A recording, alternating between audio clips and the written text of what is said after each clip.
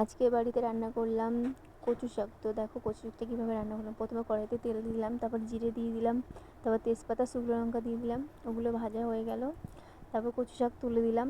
কচু শাক তুলে দিয়ে ওটাকে রান্না করতে থাকলাম।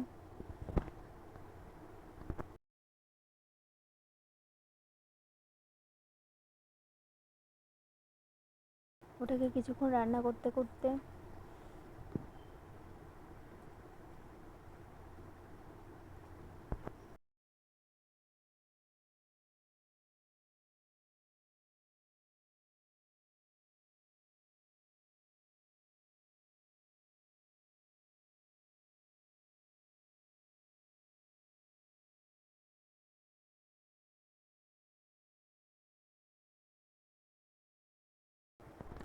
কিছুক্ষণ রান্না করার পরে এবার নুন দিয়ে দিলাম। নুন দিয়ে আবার নাড়তে থাকলাম।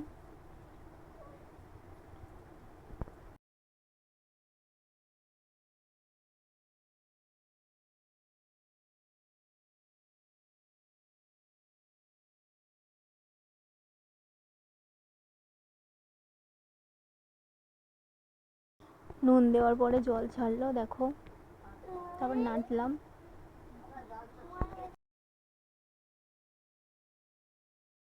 তারপর নাড়তে নাড়তে দেখো হলুদ দিয়ে দিলাম। হলুদ দিয়ে আবার নাড়লাম, ভালো করে হলুদটাকে মিশিয়ে নিচ্ছি।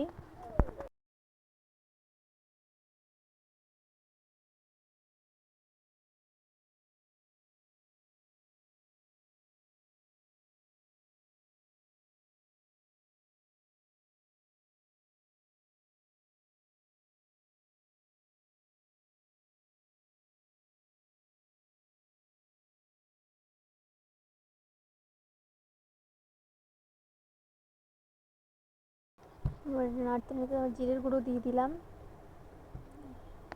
জিরের গুঁড়ো দিয়ে আবার নাড়ছি, কষিয়ে নিচ্ছি। আর আমি কখনো কচু শাক রান্না করিনি, ফার্স্ট টাইম করলাম, তো জানি না, ভুল হয়তো হয়েছে, তোমরা একটু দেখে নিও কিছু ভুল হলে।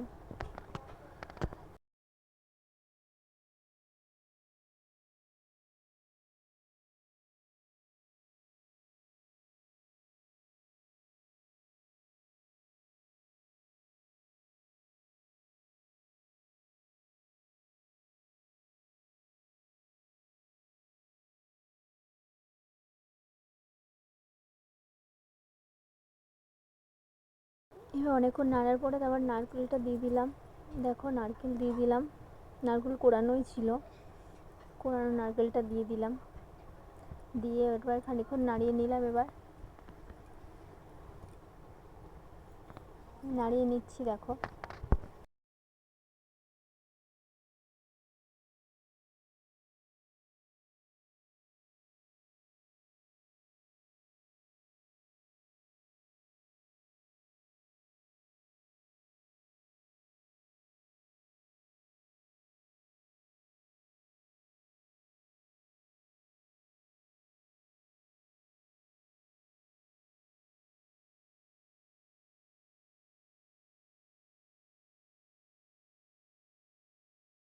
তারপর নাড়তে থাকলাম, নাড়তে এবার চিনি দিয়ে দিলাম লাস্টে। চিনি দিয়ে দিলাম, চিনি দিয়ে এবার আবার নাড়ছি।